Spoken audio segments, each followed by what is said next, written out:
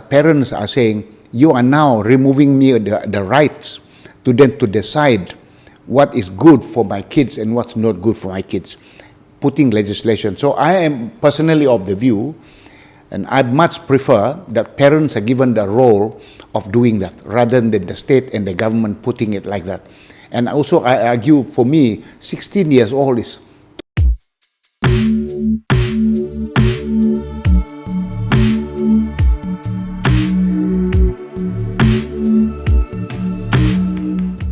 Welcome to the Game of Impossible podcast. My name is Leon and this is my dad, Idris Jala. We are a father-son podcast where we discuss all things transformation through the lens of business, leadership, sport, and faith. Today, I thought it would be good to change gears a little bit and to explore. We've kind of talked about this a fair bit over the course of doing this podcast. But I think it would be good for us to explore similarities as well as differences in parenting or heading a family versus running a business. Yeah, it's a good topic. We were just discussing off camera just now with mom and saying that there are many things that we perhaps can't apply, from a business context or team management context to the home. And I think vice versa, there are some things that probably don't work at home in a work context. But I think what we can probably agree on is that underlying it, leadership and parenting, they share one common goal, and that is essentially to shape the future. And I think if we use that as our base, I think we can now have a discussion about, okay, what are some of the things, what are some of the commonalities in approach? I like the idea to shape the future, especially how do you shape the future of your children in role modeling parenting.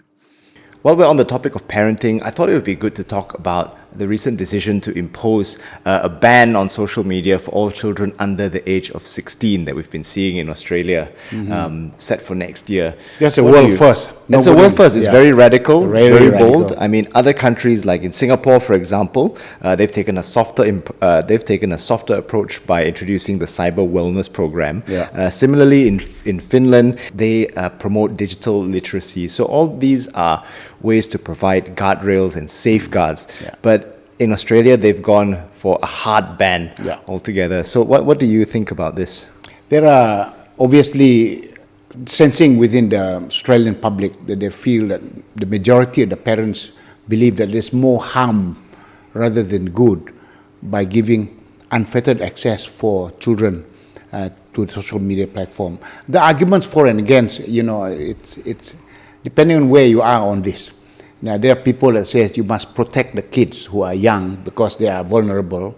The legislation aims to shield children from cyberbullying or exposure to inappropriate content, and thereby safeguarding them from psychological and emotional well-being. So there's a lot of arguments that simply saying, let's just make sure that they are protected because they're young. The counter-argument is, how do you enforce such a thing like this? It's very difficult to enforce it. Of course, they're saying any kids who register below the age of 16, if they register, the social media platform must verify it and check it. If they don't do that, the penalty is not on the kids who register, but on the social media platform.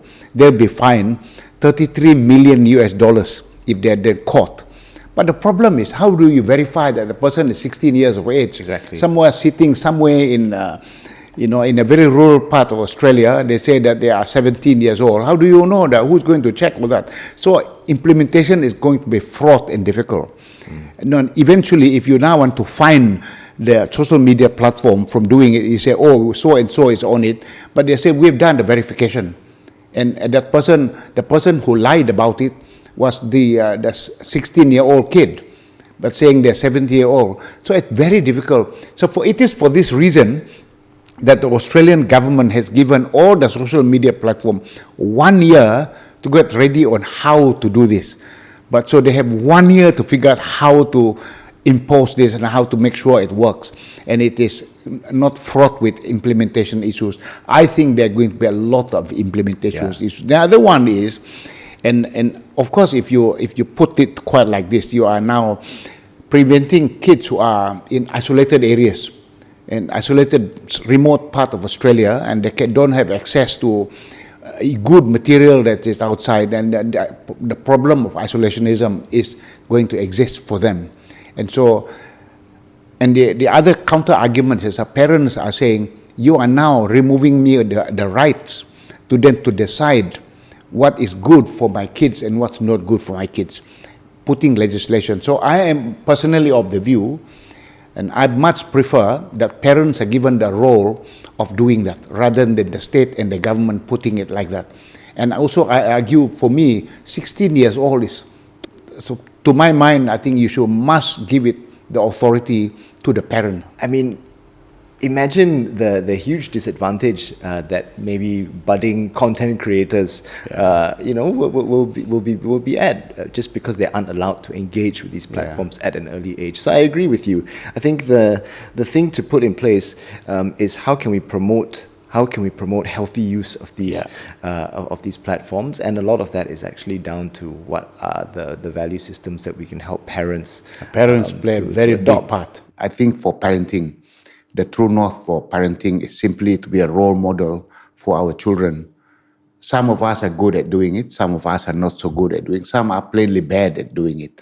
But the effect of what we do at home really plays a very big part and big impact on the children. And so if we're good at doing it, our children will learn and grow to become very good human beings. If we're bad at doing it, the reverse can happen. So that's very, very important. So this key about role modeling to be the best versions of ourselves at home and in the family is very important, because the children observe us and they look at how we live our lives. And that plays a very big part in a nurturing process of the children. I think what's also interesting now that I have, my daughter Isla is she's 4 turning 5, so she's a lot more aware. So I think sometimes Andrea and I are both reminded of maybe certain things that we are doing or saying which we're not aware of, because they mirror what we do, or they sometimes even point it out. Like the other day, I remember, Isla said, I said something in a certain way, and then Isla actually called me out on it and said, "Daddy, why are you being rude?" Yeah. Or the other day, Andrea was doing something, and then Isla called her out and said, "Why are you being stressed out?"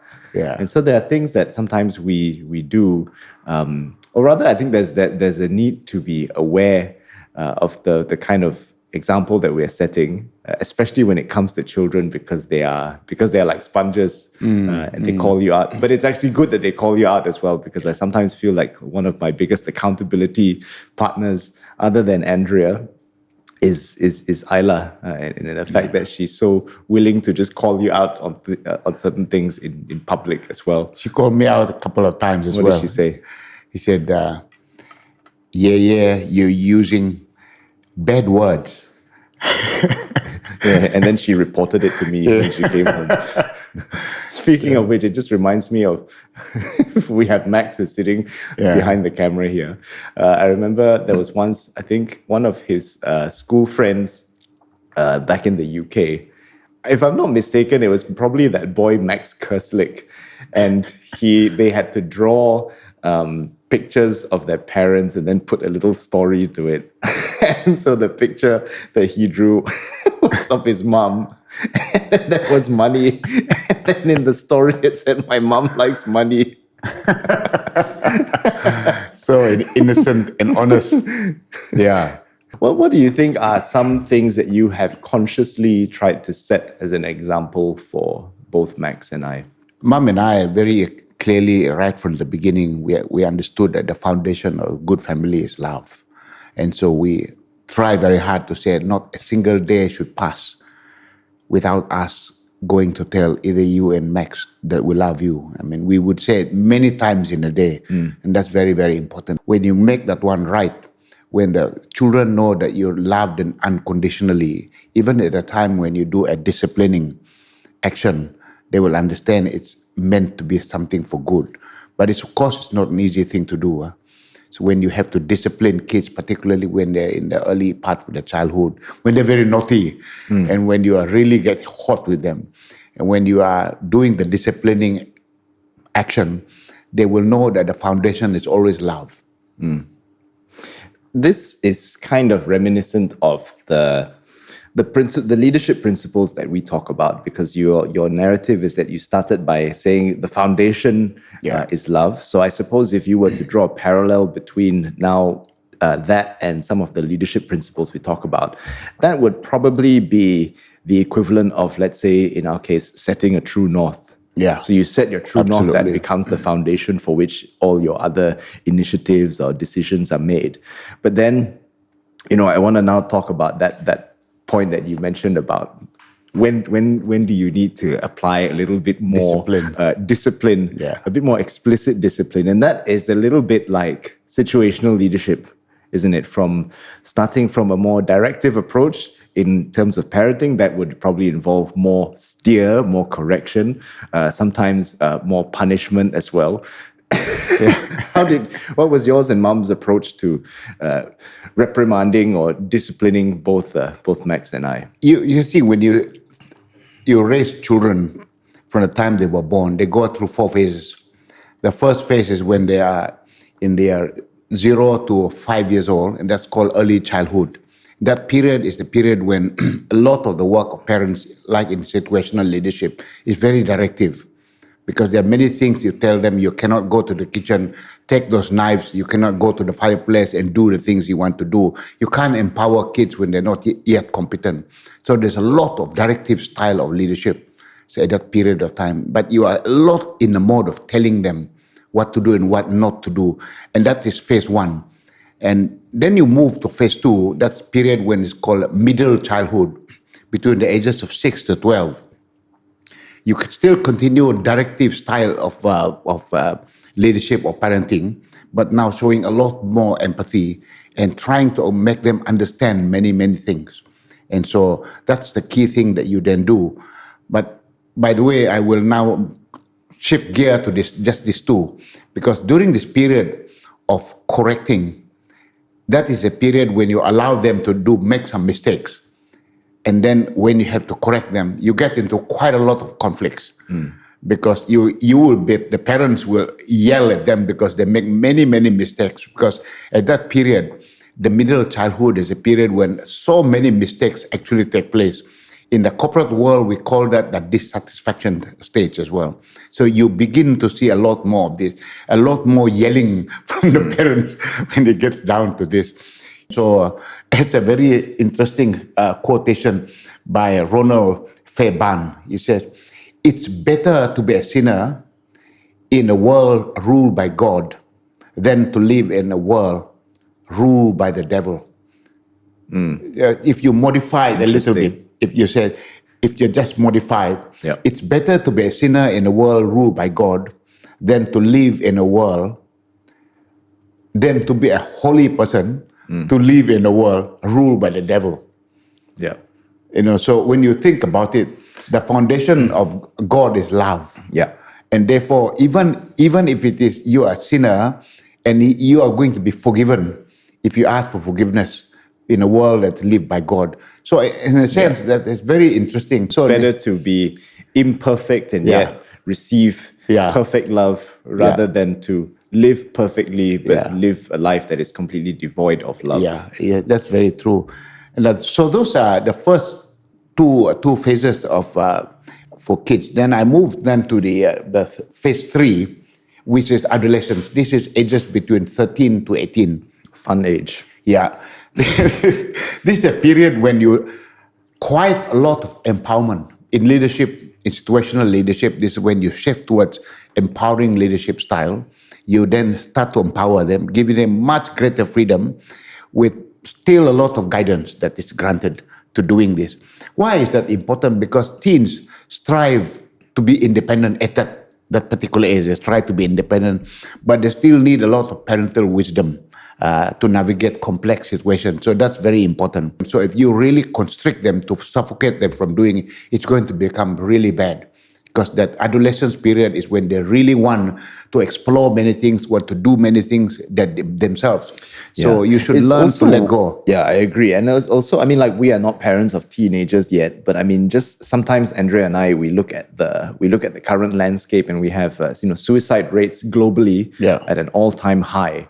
And I think when you put that into consideration, I think just natural human tendencies is we tend to want to do the thing that we are told not to do. Yeah. So I feel like if you are put in an overly controlling home environment, you might either be more likely to do other things to spite your parents or to simply rebel against them. Or the flip side is that, you touched earlier about if you set up a home scenario that doesn't feel safe, i.e., you regard your parents as some sort of scary authority figure, then actually a lot of causes for suicide are because people feel like they've got no channel of communication. So many people, especially in Asian culture, so many cases of people who have committed suicide because they had a bad report card, and that stems from the fear of being able to tell their parents that they didn't perform well. So I think that's really important to touch on, allowing kind of agency for our children to be able to make certain decisions. But also keeping a clear line of communication, because you don't also just want to leave them completely willy-nilly to fail. You still got to provide certain guardrails. But I think the guardrails are put in place by way of open communication. Yeah, I totally agree with you. I mean, parenting involves expressing one's expectations for the kids. Parents have, some of them put very high expectations for kids. That's why suicide rates can go up to the roof, in particular when the kids feel that they are not able to live up to the expectations. So I think it's important to dampen that. It's good to tell them, go and fly to the moon and raise very high ambitions for yourself. But if you fail, it's okay. There's safety net about it's okay to fail, it's okay, but it's okay to have high expectations. So I think doing that balancing act is very important. So that's if you like the phase 3. The phase 4 is the young adulthood, when they're just past 18 and above. This is a period when much greater, almost full empowerment is granted. Very minimal interventions are required, because when they reach 18 plus, they believe that they are adult. They can do their own thing. They can make their own decisions. They can decide what job they want to take, when to quit from a role, when to move out from the house. There are many things that they want to do on their own. Yeah, I want to ask you on this, because there was a very early podcast episode. I mean, we're now in episode 40. But I think it probably was like one of our first 10 episodes somewhere. And we were talking about career trajectory. And I remember you saying for the for the first time, admitting that actually to your mind you felt I should have maybe done something different rather than pursue the path that I pursued.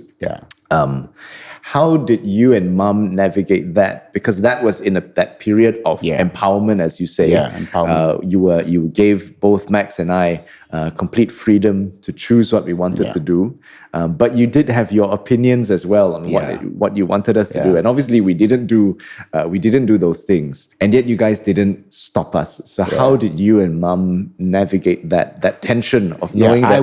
I wanted you to be a lawyer. Yeah. Because there was something I didn't do for myself, and I kind of felt that if I didn't do it, maybe you can do it. Because I kind of saw that you have the gift of the gab. You can talk, and you are very fluent, and your logic is there. And I kind of felt that you'd be well suited for doing it if you wanted to do it, but you didn't want to do it. And so mom was actually on her part. She was really trying to get you to drama, because life is drama, and legal works, a lot of play that has to take place in a courtroom. And so it will become really good for you. And you did do that. But when it came down to deciding what you're going to do for your cause, we didn't force you down the track. But how did you and mom deal with that feeling of... We just to pull it back. Because, at that time when you ask yourself the question, do I now force Leon to go and do it? Or do you... In fact, you went for a little while help. I did a stint at help. And during that time, and you felt very miserable. You didn't like it. And so that is why we kind of felt that, because I recognized that this is a period when you have to shift gear to become much more empowering in rather than directive. In the early part, we were very directive. And when you reach this period, phase 3 and phase 4 of your life, particularly with that period, we must learn to let go and allowing you the freedom to decide. And How it's do the you same build thing. that same appetite though as a parent? Because not Yeah. all parents will have Not this all. same willingness to leave all the choices up to their kids. So what would you say are things that would be helpful for even myself as I now think ahead, imagining if Isla wants to do something, I would like to think that I would generally be very open to whatever it is she wants to do, because that was the path that I took, at least. But I'm also cognizant of the fact that when the time comes, there will probably be some things that she wants to do which I might completely disagree with. But then how can I also have that same approach of being okay? I think in our case, some might say it's a cop-out, but I think in our case, because we have a faith, understanding that there are things outside of our control, and there's also this idea, I think you and Mom always talk about, this idea in the Bible that all things work for good for those who love Him and are called according to His purpose. Romans 8:28. And this idea that whatever it is you do, even if you objectively make a wrong decision, that God can redeem that and to turn that for good and reorient you towards what He has called for you. So we can do that as Christians with a faith. But now if you take it from a secular, more logical way of thinking, how can we also have that same willingness to accept the things that are outside of our control? I think when it gets down to that, there will always be parents that are type A and type B. The type A is the type that simply says that I am going to be absolutely directive about my style of making sure that you follow as my kids the things I want you to do without making any change in their style. Because they have made the volition that as far as they're concerned, that the kids will be an engineer, the kid will become a doctor, exactly as the way they would prefer. That's a type A type. The other type says, I'm going to leave it laissez-faire. I'm just going to let go and allow them to do. But I think the best one is to do both A and the B, as I said before, situational leadership. In the early part, phase 1 and phase 2, you can be very directive because they're not yet competent. They need a lot of guidance and support. When they then move into stage 3 and 4, that's when you learn how to let go and become much more empowering, allowing them to make choices.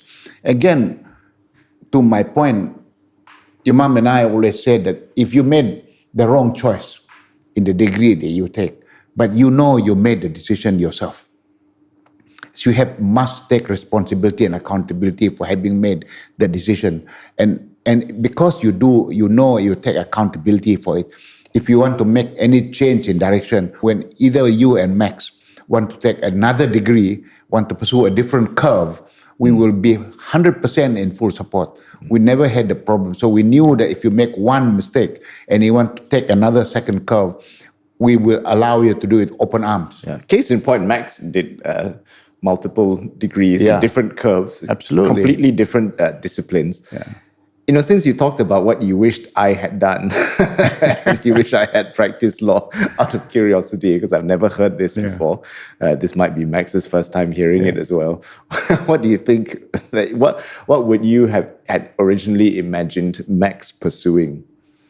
I kind of wanted Max to be involved in business, actually. And so when he decided to go and do business admin, I liked that. That was good. But I was disappointed after he came out with a first-class honors degree. He almost wanted to put it away, and he said, this is a bullshit degree. He said he poo-pooed it. And so I was kind of disappointed that he did that. I felt that he was good at doing that. But I think for a first degree, instead of doing that, maybe we could have asked him to go and do economics.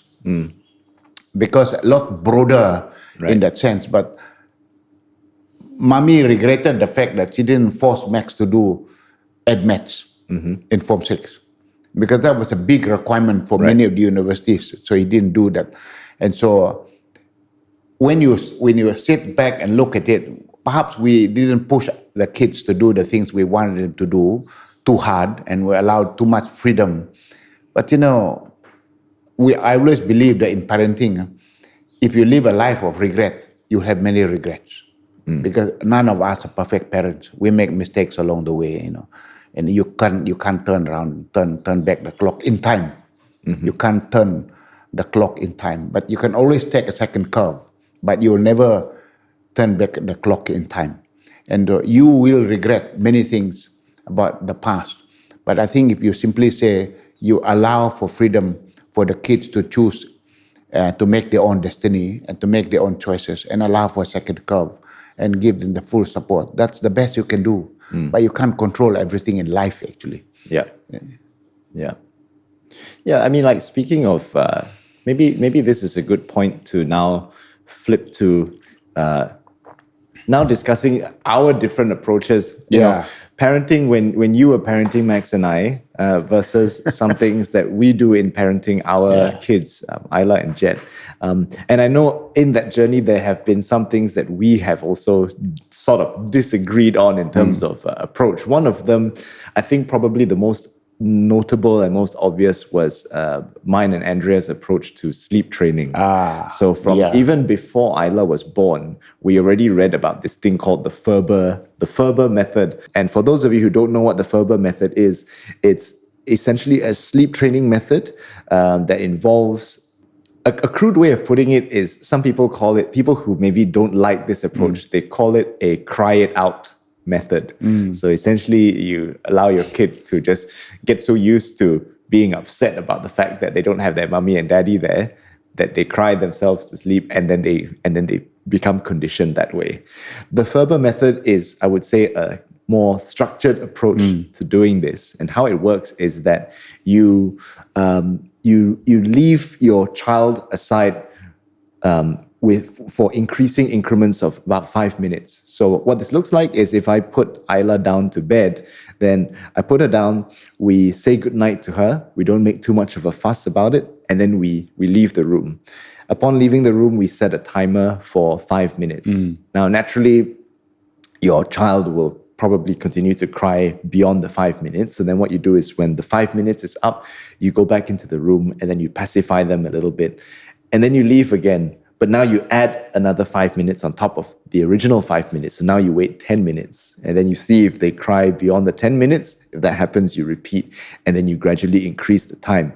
And so with each day, the starting time increases also by 5 minutes. So if day 1 started at 5 minutes, day 2 now starts at 10 minutes. And the idea is that when you do this gradual approach, this incremental approach, by the time you get to day 4, your child has completely learned how to sleep on their own, to self-soothe, if you like, without any assistance and without any more tears. So that was the approach that Andrea and I took, and it worked for us. And I remember there was a point of tension where, because all of this was happening during lockdown, and so then we had finally come out of lockdown, and by that time Isla was well and truly sleep trained already for months already. She had been doing this. But it also meant that we had a very particular system and routine for doing it. And so there was one night where you and Mom came and babysat I remember that night for us. And I think the both of you saw it, and you both figured this is not quite in line with our approach to parenting, where perhaps the parent should always be there.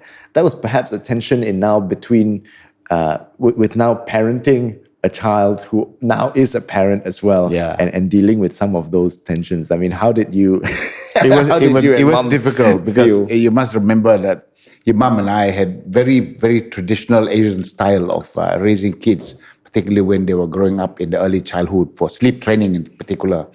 It was very simple. You and Max stayed with us in the same room, and we were there all the time for you. And even when you wake up in the middle of the night, we were there, always there. We never leave you alone in a separate room. None of you did that until much, much later, when we felt that you could do that. And so our method was very different, but it meant it was a lot of sleepless nights for us. And so I remember very clearly when we were doing the grandparent duty that night, you gave us very strict instructions that we could not go there when Isla is crying, that we cannot go and enter into the room. It was so hard for your mom and I watching on the video or small screen how Isla was crying, and then we're preventing ourselves from going there. It was tough to do, but we had a big debate amongst ourselves. Should we object to your style of doing it?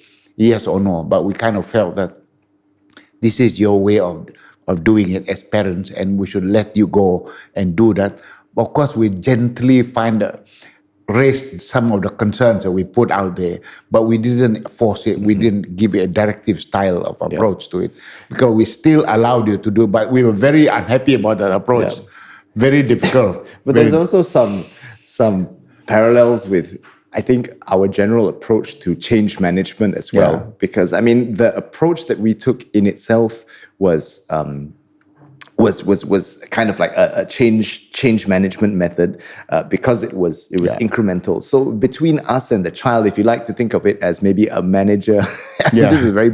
I mean, it's an imperfect analogy, but since we are comparing management and home, I will use it just for this context. Yeah. But if you think of maybe the parent as the manager and then the child as then the team member, you as the manager are creating small incremental pockets of change for them to gradually acclimatize before they realize, hey, wow, I've actually I've actually gotten far enough down this road. I think I'm okay with it now. I've gradually acclimatized to it. It's the same with when you train for a marathon, or if you're lifting weights, you have to do warm-up sets to acclimatize to that weight or to that distance. So between manager and between and teammate, there is a bit of gradual kind of incremental change management there.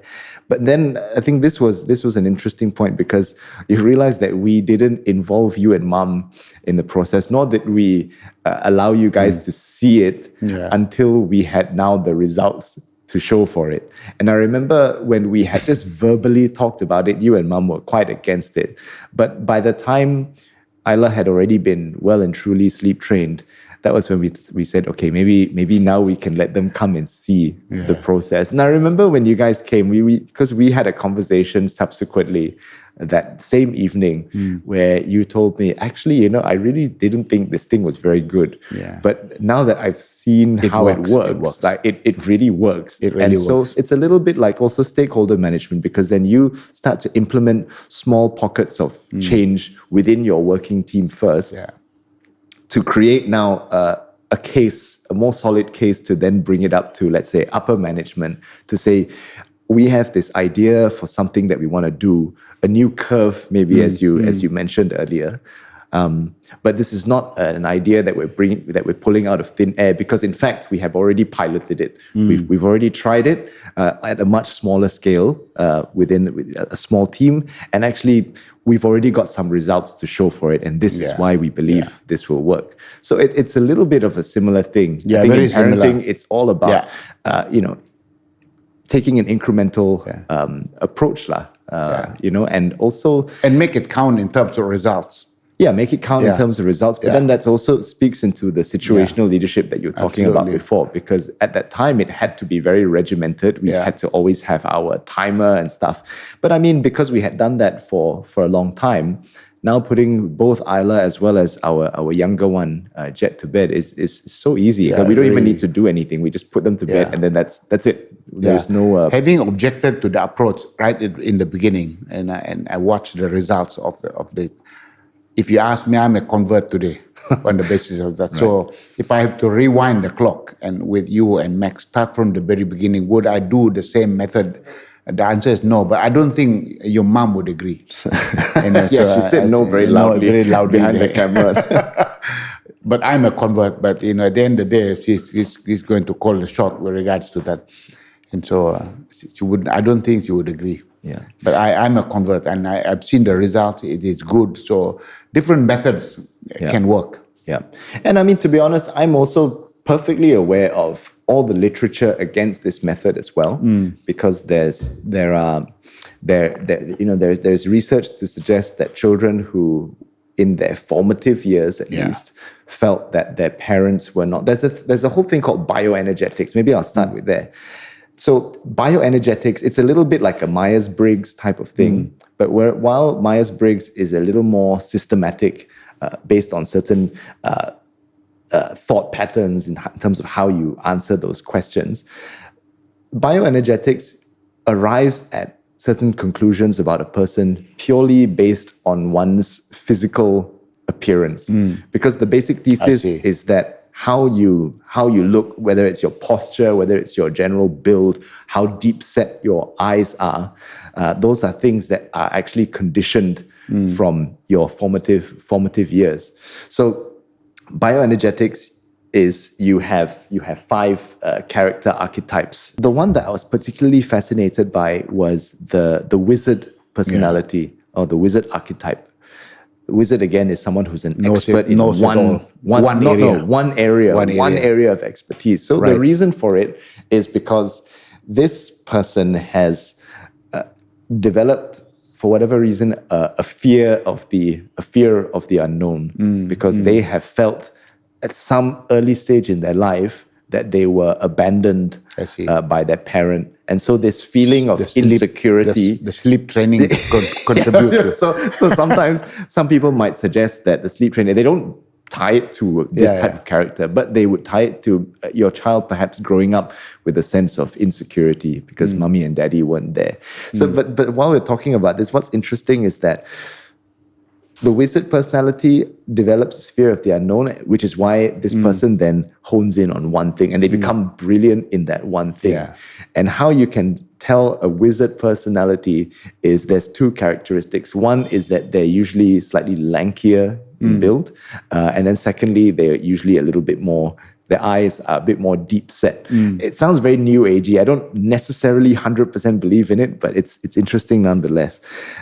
So the reasons for that skinnier build is because in that early stage, 1 or 2 things probably happen. One is that either these kids were born with the umbilical cord around their neck. Right. That's one possibility. Then the second possibility is something like the child has cried for their mom and dad at night and they didn't come. And then what they suggest happens in this time is it creates a tension in their internal organs. And that it contributes to a lack of nutrients being able to pass through. It's very funny, like very new age. But I just thought that it was interesting. To share that there are also kind of leadership models that we can see emerge from how we have been brought up. Yeah, interesting. While we talk about, you've just said how you, not necessarily mom, but you conceded eventually to the fact that, maybe this is a good approach. A willingness to accept when you maybe have it wrong or if someone else's idea is good. Another hallmark of being an effective leader is to, as we have said before, have a posture of learning, a posture of accepting when other people or other viewpoints might have value or worth to it. In that same vein, I think an ability to then reflect and accept maybe things, maybe failures of the past or things that you talked about regret earlier, things that you maybe regret and are now proactive about correcting. So, while we're talking about that, what would you say if you and mom look back to, your time parenting Max and I, or even now, what are some maybe mistakes that you feel you have made or failures? I think the only thing that if you ask me for regrets, and I gave a very clear caveat before that we should not live life of regrets when it comes to the past. But that said, I still believe that we could have become a little bit more directive about the choice of what you wanted to do in your pursuit of a degree. But again, it's said at small point, because I always believe that you can have another second curve. Right. But the only thing I will always know is that you do not have the luxury of turning back the clock. So people will always, what do you mean by that? Because today you are married, you got 2 kids. It's very difficult for you to simply say, you just decide to go and do law and abandon the kids and go away and go and do it. So it's going to be quite a lot of responsibility to uproot the family and move on to, even if you decide to do that. So turning back the clock in time is not an easy thing to do because there's a lot of circumstances that are changed in context to your life and that you can't really do it. With regard to your brother, it's still unattached. So he still doesn't have kids. He can still do it if he wanted to do it. So I suppose Daryl, that's why Daryl, I think he worked with me. He has 5 degrees because I think he had 5 curves. He tried to do it. So there's always opportunity for doing that. So back to the point. So if I was a little bit much more persuasive in doing it, perhaps I could have said, well, Leon, I really insist you should go and do law. But I stepped back and said, well, I don't think so. Maybe it's better that you made a decision on your own. And if you wanted to do, you can always do it, but you didn't choose to do it. You had the opportunity, but you went to do a second degree in theology. So you could still do it because you can still do law part-time. You don't have to go and physically uproot yourself. If you wanted to do it, you could do it.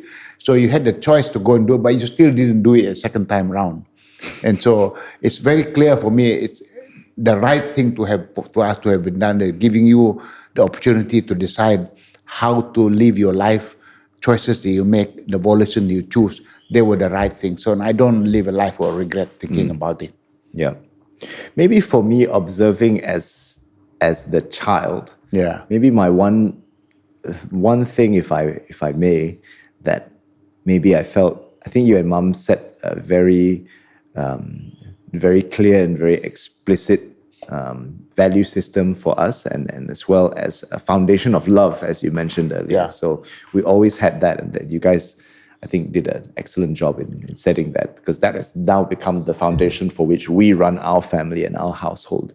But I would say maybe for me, one thing was probably that you were not the most present. Because of the nature of your work. You were traveling a lot. We've talked on this podcast as well how there was once, I think you had a bit of an epiphany, a wake-up moment where there was a weekend where you were at home. It's in London. We were living in the UK at the time, and I said, Dad, why are you at home? Because I was not used to having you around. That became the anomaly. So, for me, I think it's probably that. And I think because of that, I would say, because I also don't want to sound like a hypocrite, because I feel it's actually rather rich of me to be talking about approaches to parenting when I myself am on a journey, and there are things that I'm not, I wouldn't say like there are a natural strength of mine in the area of parenting or, in the area of running a household. But for me, I think I have, as much as I have always said, I don't want to be like that when I have kids next time. I find myself in that same pattern today of maybe not being, if I'm to be perfectly honest, not being the most present. Like I'd be at home. The difference between us is that I'm not traveling as much as you. We have the odd engagement here and there, but it's still usually within the region. So I'm not traveling that much. But when I'm home, then I'm not necessarily mentally there or focused, because I'm still working. And then sometimes I think now the way that hybrid work has been a blessing on the one hand, because it means that on Mondays and Thursdays I work from home, so that between Andrea and I we can tag team in terms of who does the school run. So that allows me the flexibility to still do my work, but also be there to be able to send Isla, pick her up from school. But then when I'm home, sometimes I'm physically there, but I'm still switched on at work, because we can now work anywhere we want. So I think for me, that is something that I'm working on to try to be more present. And I don't want to just lay the blame on you and Mom, because those were things those were circumstantial things. And right now it's on me to think, okay, how can I acknowledge the things that I need to do better in? But then, like you say, if you want to use that language of a second curve, also then reinvent myself. I mean, this whole podcast is about transformation. Absolutely. So I think where I am is I'm trying to figure out now, how do we, and partly why I wanted to have this conversation is to figure out, we talk so much about being able to effect transformation within our teams, but then sometimes there might be things that might not necessarily feel like things that can be transformed, because we always talk about transformation in a work context. And sometimes I fail to apply the same thinking at home as well. So I guess the point here is, it goes back to why it's important to start with the transformation of your mind, right? We always talk about the mindset shift all our speaking engagements, and even in the Bible, Right. in Romans 12, it says, "Be transformed by the renewing of your mind." It starts with your mindset. Similarly, with parenting, I think it was I've got a quote here from David Bly, who says that your children will become what you are, so be what you want them to be. Yeah. It doesn't lead with your children will do what they see you doing. Is that they will be who they see that you are. So your being actually is very important, and being aware of that is very important. So I think for me, what I'm trying to do now is I'm trying to say, okay, if I'm not able to maybe have the best memory when it comes to remembering things that I need to do for the house, or things that I need to do for my kids, I think how I'm trying to reframe my thinking now is by thinking, who are the father figures that I see around me? And rather than just looking at the laundry list of things to do, who are the modern dads that I see on social media, or sometimes even from movies, that I can now try to replicate from a being standpoint. What are the things that they say? What are the things that they do? Not necessarily how good are they at keeping track of a to-do list, but what are the things that they talk about? How can I begin to be a little bit more, just as we say in the area of spiritual formation, being more like Christ? How can I learn to be more like these people who I would say seem like present dads? And I feel like that has slowly started to change things, because by looking at it from who I am and the type of dad I want to be, naturally that has then shaped some of the decision making when it comes to maybe I should be a bit more proactive. Okay, I can default to that thinking because I have now anchored my being on another reference point or another person that I've seen elsewhere. Very true. And my own dad, with your grandfather, I've been very fortunate that amongst us siblings, I spend the most time together with mom and dad, with Tama and Sina, because they were my dad. Your granddad was a teacher, so he posted many schools. They opened many schools in the village. So of all of us four siblings, I was the one that spent the most time with Tama and Sina. And I remember clearly when we were Long Seridan, the story, not many people know this story. At that time they diagnosed Tama with some kind of an illness. And they said that, he may collapse at any time from hypertension, etc. But those days, there were no medication that's granted for it. And so he was given the diagnosis. And so he spent a lot of time going with me into the jungle. So the two of us go hunting, and we put the camp by the riverside. And he talks about things like that. And he says that, son, if I'm not here, you remember that I've always been there for you. And there were moments like that, and I look at him. And I watched many of the things he said to me. I listened to him. Many of the advice, he took it because I realized that every time that he was with me, he gave me those advice. It was against a backdrop that at any time Dad would not be there, Right. So, and I really listened to it, and it's for the little time that I had with him. So when we were doing many things in Long Seridan, setting traps, I could see that Tama, although he was a very simple junior primary school teacher, he was the best version of himself. In 35 years, Tama has never once taken a sick leave because his dedication to work. Even when he was sick, I could feel that he was really having a bad flu. He never abandoned the classroom. He turned up doing that. There was a time that when we all, your Auntie Git and myself and Rubin, we were all temporary teachers. I was ready to go to university, waiting for the time, and so your Auntie Git as well, and your Uncle Rubin just came back from Australia, and he was a temporary teacher for a while. And there were four of us. Beth was still studying, and so there were four of us staying in one little crammy house in Miri, and all four of us were teachers. And and the three of us were playing songs, singing songs in the evening. And Tama was doing out all the homework, checking on the thing, preparing for the next day. And the three of us weren't doing that. She looked at us, what comment he said?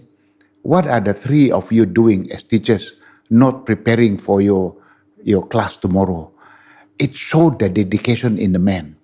And at that time when I watched Tama and what he was doing, and I kind of felt that as parents, you must show the best version of yourself, the word being.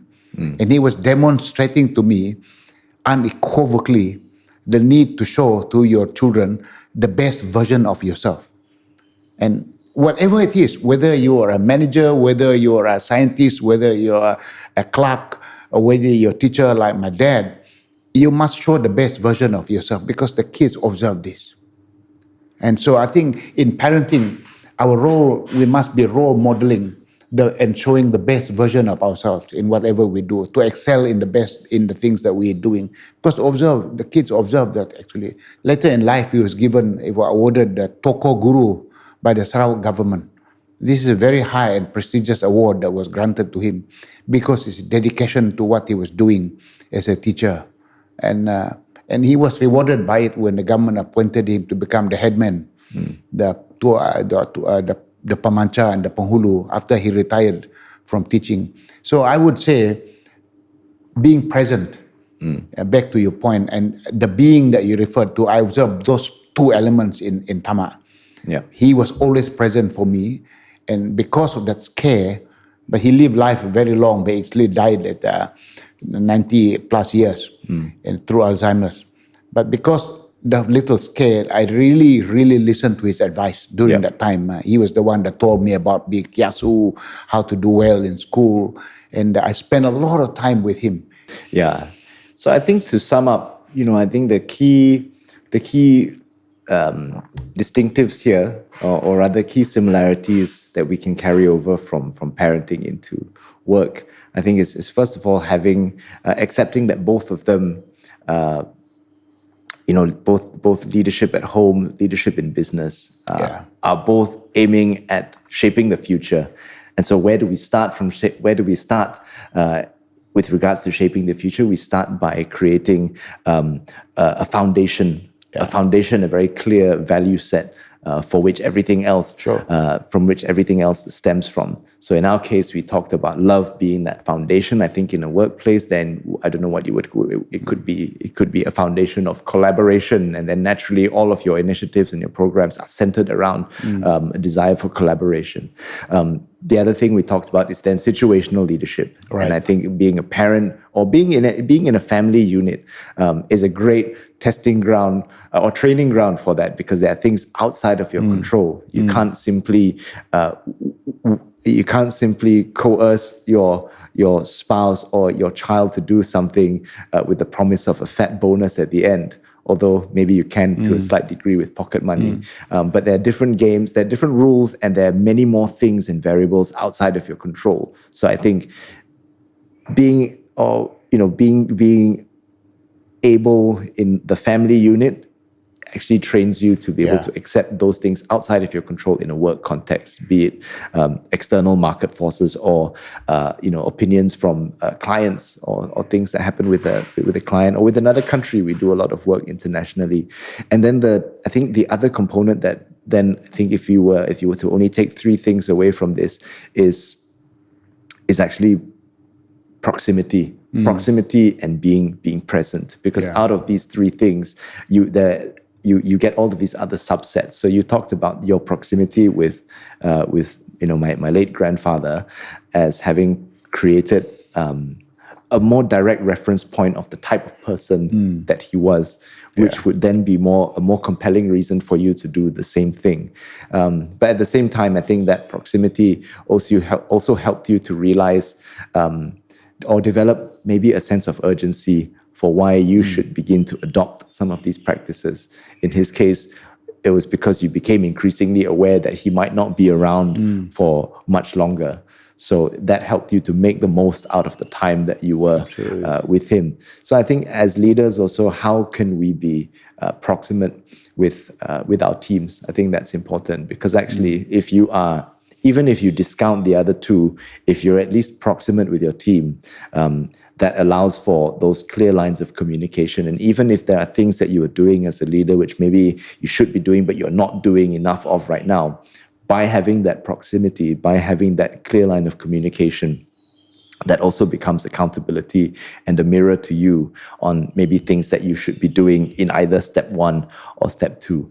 So I think this has been a really interesting conversation, very different, different change of pace, but a good one nonetheless. So we hope that you guys have enjoyed this episode of us talking about the similarities between family as well as business. And we just want to say thank you for joining us, for following this podcast. If you haven't already, we encourage you to subscribe to our YouTube as well as our Spotify. We post episodes weekly, every Friday at 6 a.m. And we also have short form content on both IG and TikTok at The Game of Impossible. Thank you so much for listening, and we'll see you next week.